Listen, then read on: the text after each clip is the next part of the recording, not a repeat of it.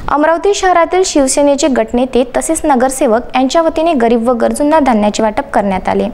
तसेच ही सेवा अशी संचारबंदी संपेपर्यंत चालू राहणार असल्याची माहिती गटनेते तथा नगरसेवक भरत चौधरी यांनी विदर्भ न्यूजला दिली आहे।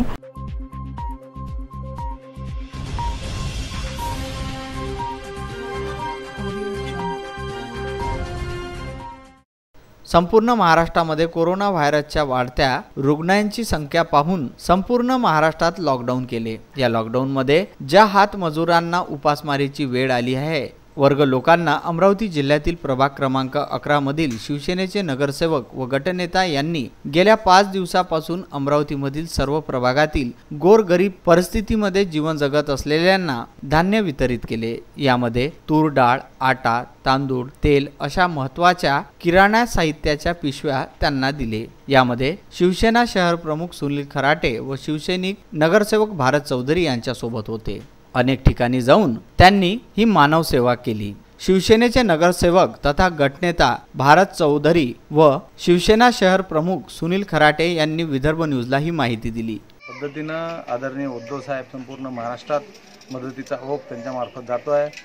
आमच्याही प्रत्येक शिवसैनिकाचे एक आद्य कर्तव्य आहे की आपल्या शहरात म्हणा, आपल्या प्रभागात म्हणा, आपल्या एरियात म्हणा, आम्ही आमच्या परीनं जेवढी शक्य होईल तेवढी मदत करतो आहे। ते सर्वतोपरी करतो आहे। ती मेडिकलची असो, धान्याची असो किंवा कुठं मास्क असो, कुठं पाण्याची व्यवस्था असो, नोकरी करणाऱ्या पोलीस कर्मचारी असो किंवा गोरगरीब जनता असो। आणि त्याच अनुषंगानं भारत चौधरी आमचे नगरसेवक तथा गटनेते यांच्या मार्फत या प्रभागात आता हे 3री-4थी वेळ आहे की आम्ही धान्य वाटप करतो आहे। अजूनही जोपर्यंत आदरणीय उद्धव साहेबांचा पुढील आदेश येईल आणि जर ही लॉकडाऊन आणखी समोर चालत असेल आणि आमच्या लोकांना घरात राहूनच त्यांचं आरोग्य चांगलं राहत असेल तर आम्ही त्यांना घरात ठेवण्यासाठी त्यांना मदतीचा ओघ अशाच पद्धतीनं सुरू ठेवू। आणि सर्वांना परत एकदा विनंती करतो की आम्ही तुमच्यासोबत आहोत, त्यामुळे आपण आपल्या घरी राहून आपल्या आरोग्याची काळजी करावी।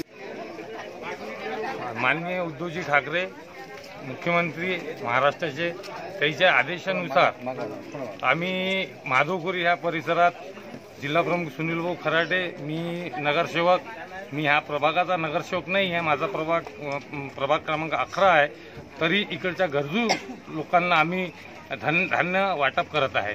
आज सुद्धा केलेलं आहे। याच्यानंतर अधिक जरूरत पडली तर अधिक वाटप करू आम्ही। Bureau report, Vidarbha news.